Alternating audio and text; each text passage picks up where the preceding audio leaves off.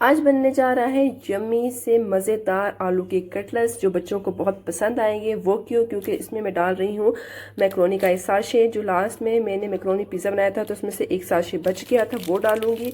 और ये जी 2 चम्मच है चावल का आटा। और आप ज़रूर देखिएगा मैंने मैक्रोनी पिज़्ज़ा कैसे बनाया है। अब इन सबको मिक्स कर लूँगी।